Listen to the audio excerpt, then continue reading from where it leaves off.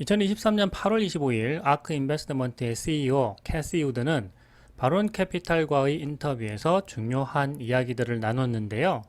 테슬라와 일론 머스크에 대한 캐시 우드의 중요한 관점이 있어 인터뷰에서 의미하는 내용들을 자세히 살펴보겠습니다. 먼저 과거의 핵심 빅테크는 팡이라고 표현했습니다. 페이스북, 아마존, 넷플릭스 그리고 구글을 팡으로 지칭했고요. 최근 떠오르는 빅테크 7개 그룹을 The Magnificent Seven이라고 표현했습니다. 이 그룹에는 애플, 마이크로소프트, 엔비디아, 아마존, 그리고 메타, 테슬라, 알파벳이 포함되어 있습니다. The Magnificent Seven 그룹은 한마디로 표현하면 인공지능 AI를 기반으로 한 미래 핵심 기술 기업입니다. 아크 인베스트먼트가 미래 핵심 기술 기업에 주로 투자하고 있기 때문에 이 그룹에 대해서 많은 이야기를 했는데요. 먼저 최근 시장의 우려에 대해서 이야기했습니다. 캐시 우드는 1950년대는 멋진 시기였다고 했습니다. 반면에 1960년대 후반과 1970년대 초반은 매우 나쁜 시기의 전조였다고 했는데요. 경기 침체와 하락장이 왔기 때문입니다. 그래서 많은 사람들이 현재 경기 침체에 대해 걱정하는 것을 충분히 이해한다고 했습니다. 하지만 아크는 자신들의 렌즈로 시장을 본다고 했고요. 테슬라는 주력으로 보유하고 있지만 The Magnificent Seven 그룹을 모두 보유하고 있지는 않다고 했습니다. 투자 포트폴리오의 기준이 다르다는 것인데요. 아크는 투자 포트폴리오를 구성할 때 바텀업 방식이 아닌 탑다운 방식을 사용한다고 했습니다.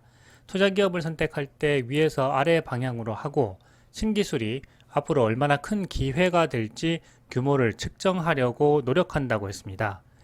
비용은 일관된 비율로 감소하는 학습 곡선을 따르기 때문에 아크는 수요의 가격 탄력성을 주로 관찰해서 신기술이 얼마나 빠르게 여러 부문으로 확장되고 대중시장 기회로 전환될 것인지를 분석한다고 했습니다. 전기 자동차와 파워트레인, 배터리 기술 등을 활용해서 아크는 정답에 훨씬 가까워질 수 있었다라고 이야기를 했습니다.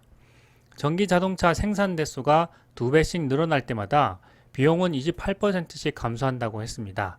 규모의 경제가 이루어지는 거죠. 전기차 총 소유 비용은 내연 기관차보다 낮아질 것이고 향후 차량 판매 가격도 더 낮아질 것이라고 전망했습니다.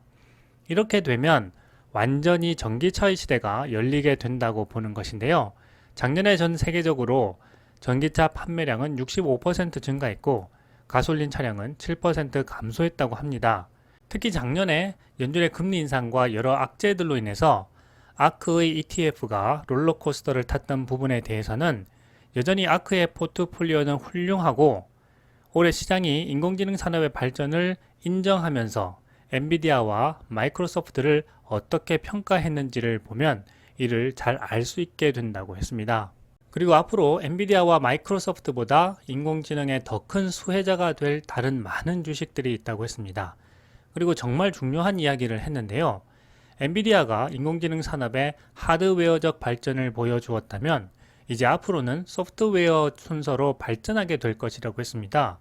많은 사람들이 현재 엔비디아에 관심을 갖고 있지만 테슬라가 세상에서 가장 큰 인공지능 산업의 기회라고 이야기했는데요.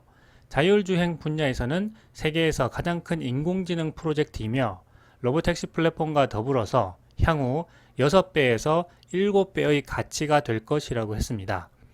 GM과 포드를 비롯한 많은 레거시 기업들이 테슬라의 슈퍼차저, NACS 충전 표준을 따르게 된 것만 보아도 테슬라가 얼마나 앞서 나가고 있는지를 알 수 있고 향후 테슬라의 자율주행 플랫폼으로 모두 모여들 것으로 생각한다고 했습니다. 자율주행 FSD를 OTA 업데이트를 통해서 인공지능의 혁신을 이루어가고 있는 테슬라는 앞으로 더 많은 차이를 이들 기업들과 보여주게 될 것이라고 했습니다. 그리고 미국에서는 매년 자동차 사고로 4만 5천 명이 사망하고 있는데요. 전 세계적으로는 125만 명이 사망한다고 합니다. 그 중에서 80%에서 90%가 사람의 실수로 인해 발생한다고 했는데요. 그러나 테슬라의 사고율은 이보다 훨씬 낮기 때문에 이러한 진실이 승리할 것이고 그것이 아크 인베스트먼트의 철학이라고 했습니다. 또한 테슬라는 다른 자동차들보다 40%더 안전하게 설계되었다고 했습니다. CEO로서 일론 머스크의 문제에 대해서는 다음과 같이 이야기했는데요. 2014년 아크가 첫 번째 펀드를 개설한 날로부터 이러한 문제들에 직면했는데 2015년 한 미디어에 출연해서 일론 머스크는 토머스 에디슨이라고 이야기했던 기억을 떠올렸습니다. 일론 머스크는 우리 시대 최고의 발명가이고 르네상스 시대 지동설을 발견했던 코페르니쿠스와 비교하기도 했습니다. 그렇게 생각하는 이유는 일론 머스크가 현재 세상에서 가장 어려운 문제를 해결해 가고 있기 때문이고 현재는 전 트위터인 X 플랫폼의 문제들을 그런 측면에서 잘 해결해 나가고 있기 때문입니다. 자유로운 여론에 대한 권력의 검열 문제를 직접 나서서 해결하려고 하는 것입니다. 모든 사람들이 일론 머스크가 트위터를 어떻게 발전시켜 나가고 있는지 알 수 있도록 알고리즘을 공개하고 있는 부분에 대해서도 이야기했습니다. 건강한 플랫폼 세계의 공공광장을 만들어 나가려고 하고 있다고 했는데요. 이런 현실 세계의 가장 어려운 부분을 해결해 나가려고 노력하는 것이 얼마나 대단한 것인지에 대해서 강조했고 그런 부분에서 신에게 감사한다고 이야기하기도 했습니다. 일론 머스크가 재사용 가능한 로켓을 개발하기 위해서 얼마나 많은 실패를 겪었는지를 생각해 본다면 인공지능이 현재 보여지는 모습보다 앞으로 분명 더 발전할 것이며 시간이 지나면 더욱더 좋아질 것이라고 했습니다. 처음에는 물론 틀린 부분이 많이 발생하겠지만 더 많은 정보로 완벽해질 것이라고 설명한 것입니다.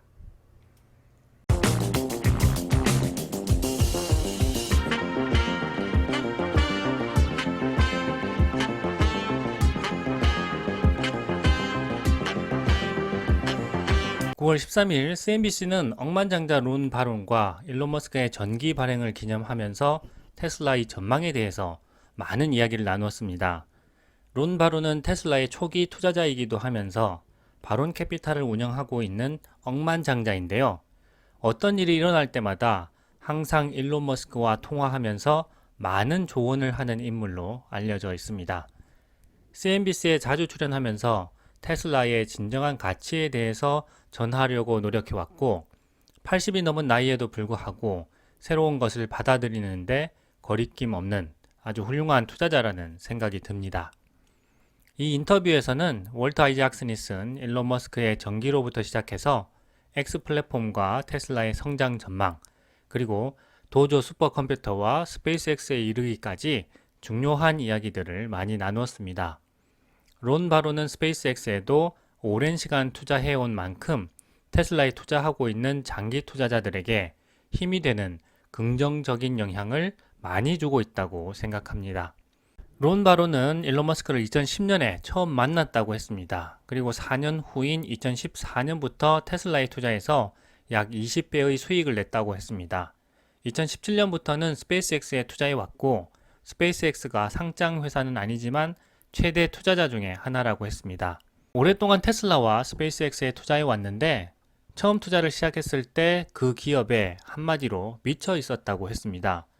일론 머스크와 그가 하는 일에 대해서 존경해 왔고 그렇기 때문에 자신은 많은 돈을 벌 자격이 있다라고 설명했습니다. 투자자로서 당당한 모습이 정말 보기 좋은데요. 훌륭한 혁신 기업에 장기 투자하면서 그 성과를 함께 나눠 갖게 될 때 얼마나 뿌듯할지 상상이 됩니다. 월터 아이작슨이 쓴 책에 대해서는 월터가 말한 대로 일론 머스크가 우리가 생각하는 다른 CEO들처럼 관습적이고 일반적인 사람이었다면 지금까지 일론 머스크가 이루어온 혁신적인 일들은 일어나지 않았을 것이라고 했습니다. 이 부분은 정말 저도 100% 공감하는 부분인데요. 가끔 미디어에서 일론 머스크를 괴짜의 미치광이처럼 표현할 때마다 그가 이루어온 업적들이 우리 인류에게 얼마나 도움이 되는 것인지를 함께 생각해 보면 좋겠다 하고 아쉬운 때가 많았는데요. 이번에 월터 아이작슨이라는 최고의 작가를 통해서 일론 머스크에 대한 평가가 다시 이루어지지 않을까 하고 생각해 봅니다. SNL에 나와서 자신이 평범한 사람 같으냐고 묻는 사람, 전기 자동차를 만들고 우리를 우주로 데려다 줄 사람, 그런 사람이 어떻게 평범할 수 있겠느냐고 론 바로는 이야기하는 것입니다. 아주 우스꽝스럽고 매력적이면서도 똑똑하고 그리고 믿을 수 없을 정도로 열심히 일하는 사람, 그런 사람이 바로 일론 머스크라고 했습니다. 우리가 이런 열정을 가지고 CEO로서 일하는 사람이 있는 회사가 아니라면 도대체 어떤 회사에 투자해야 하는지를 론 바로는 묻고 있는 것이라고 생각합니다. 참 80이 넘은 투자자가 이렇게 열정을 가지고 자신이 투자하고 있는 기업에 확신을 가지고 또 이런 사실들을 알리려고 CNBC에 직접 나와서 열정적으로 이야기하고 있는 모습을 보게 되니 저는 참 마음이 뭉클하고 많은 생각이 들었습니다. 젊은 시절에 한두 번의 실패로 인생이 모두 실패한 것 마냥 좌절했던 때가 있었는데요. 테슬라에 오랜 시간 투자하면서 인생의 성공과 실패에 대한 생각이 많이 바뀌게 되었습니다. 특히 론 바론이라는 억만장자를 보면서 80이 넘은 나이에도 저렇게 자신이 하는 투자와 일에 열정을 가지고 살아가는 모습을 보고 너무나 쉽게 좌절하던 과거에 많이 반성하게 되었습니다. 론 바론은 일론 머스크가 어릴 때 아버지와 문제를 겪을 때마다 그 문제에서 탈출하기 위해 집에 가서 책을 읽었다고 했습니다. 일론의 어머니가 일론을 백과사전이라고 부를 만큼 백과사전을 열심히 읽었다고 하는데요. 포토그래픽 메모리, 즉 사진 같은 기억 능력을 가지고 있어서 어디에 어떤 내용이 있는지를 다 기억하고 있고 백과사전의 모든 내용을 다 읽었다고 했습니다. 그래서 일론 머스크는 론 바론과 대화할 때 부품의 비용이 얼마인지를 다 알고 있다고 했습니다. 그래서 많은 사람들이 돈을 더 벌려고 할 때 일론 머스크는 가능한 한 비용을 줄이려고 노력한다고 했습니다. 우리가 재테크를 할 때 가장 먼저 할 일은 수입을 늘리기 이전에 비용을 줄여서 투자 자금을 마련하는 것인데요. 일론 머스크가 바로 이 과정을 가장 우선시한다는 것입니다. 테슬라의 매출을 높이기 위해서는 전기차를 많이 팔아야 하는데요. 그렇게 많이 팔기 위해서는 전기차의 가격을 낮추어야 하고 또 그렇게 하기 위해서는 원가를 낮추어야 한다는 방식으로 접근하는 것입니다.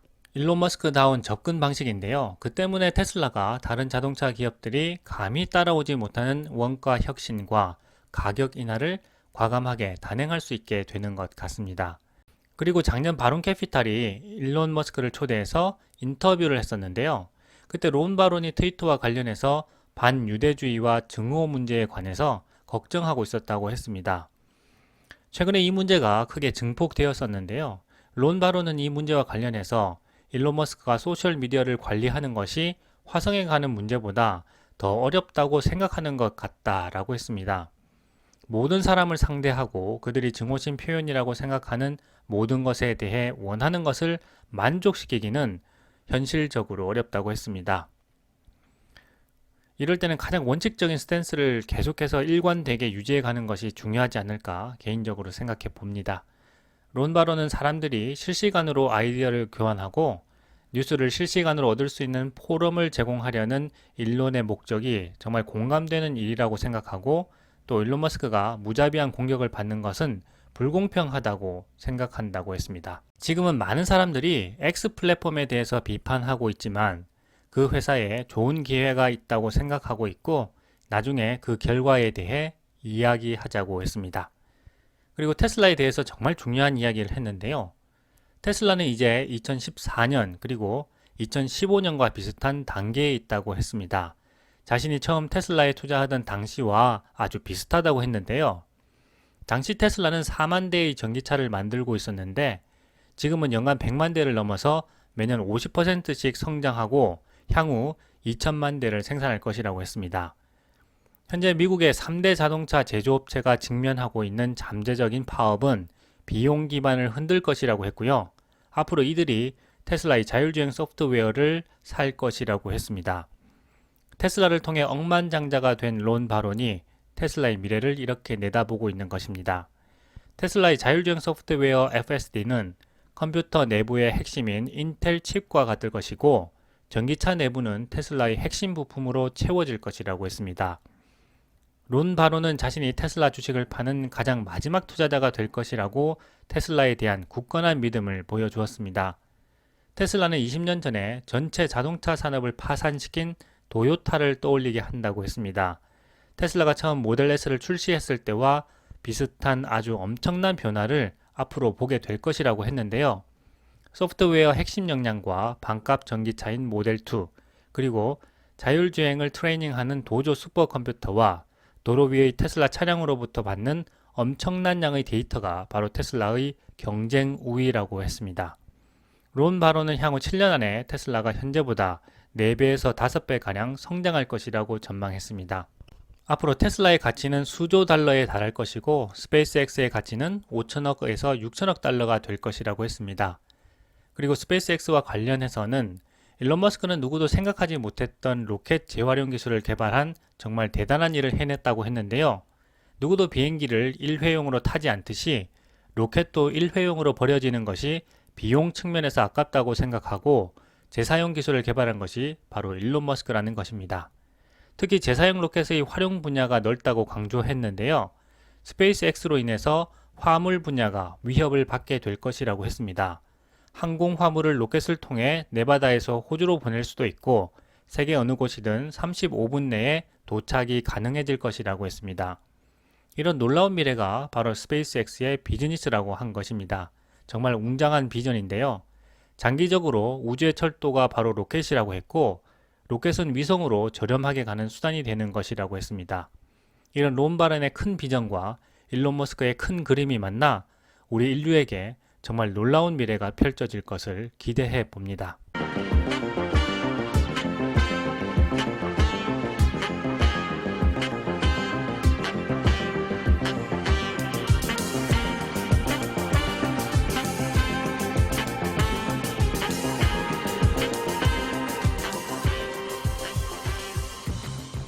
비즈니스 인사이더는 테슬라의 자율주행 소프트웨어 FSD 라이선스가 엄청난 수익을 가져올 것으로 예상된다고 보도했습니다.